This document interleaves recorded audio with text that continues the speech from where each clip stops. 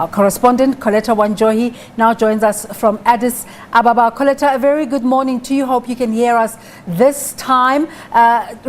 Media reports everywhere saying that African leaders have congratulated Biden and Harris. What has been the case in Ethiopia?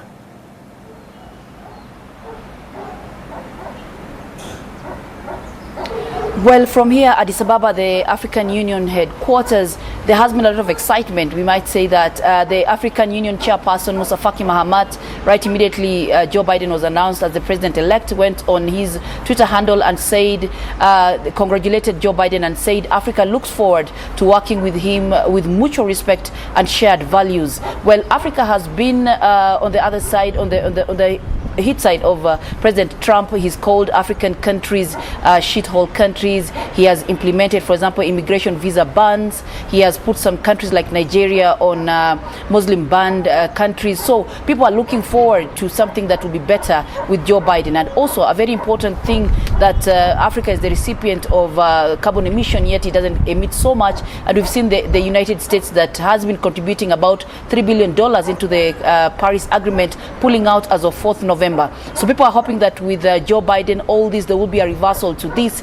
And apart from that, citizens within the continent are hoping that Joe Biden will call out and denounce African leaders who have been abusing human rights in the continent. In the issue of Ethiopia, the Prime Minister is excited, and Ethiopians are excited. They were looking for a Biden win, specifically because they have also been on the receiving end in terms of what people would call careless remarks by President Trump, saying that Egypt will blow up the dam that they're constructing on River Nile.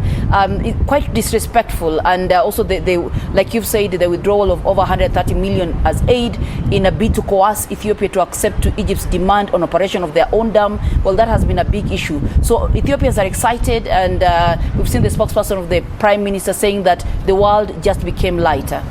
Just give us a sense, Colleta, in terms of how that announcement that funding would be withdrawn, how that was received by Ethiopia and how it impacted the relationship.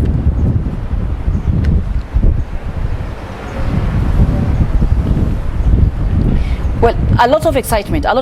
People are hoping that there'll be better policies, because remember, Ethiopia has about 250,000 people. Their biggest diaspora lives in the United States, and some of them have been coming back home. Some of them have been trying to relocate or try to replan their life because they didn't know how much it would go with the immigration visa bans and the issue of we know former President Trump was not really keen on having so many Africans as diaspora in the US. So they were a bit skeptical about what would happen in case he was re-elected. So a lot of excitement from Ethiopians in the diaspora, and even back here, they are hoping that President Joe Biden or President-elect Joe Biden will come and have an amicable way of looking at Ethiopia respectfully, especially in the case of the Great Ethiopian Renaissance Dam.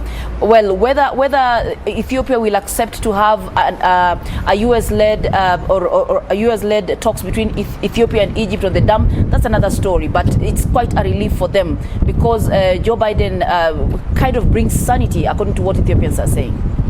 It's a bit windy where you are, so I wonder if you're able to hear me, Colleta.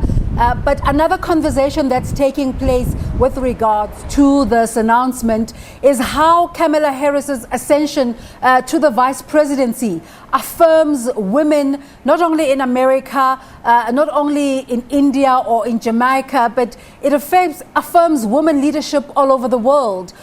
Are you getting that sense in Ethiopia as well? Are people excited about Kamala Harris?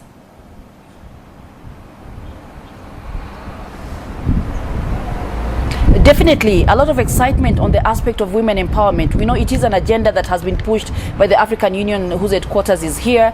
We know the African Union has a special department that is trying to push for women empowerment. And within Ethiopia itself, where it has been predominantly a male-dominated society in terms of leadership, we've seen the Prime Minister trying to push women into leadership, and Kamala Harris brings that into perspective and gives it more life to and encourage even Ethiopian women, because we know culture is a big issue here, plays a lot against the women in terms of leadership. So probably the young women, the young girls and women here are encouraged, and they believe that Kamala Harris gives them an opening in the fact that they can do anything, they can do a lot of leadership, and quite an encouragement.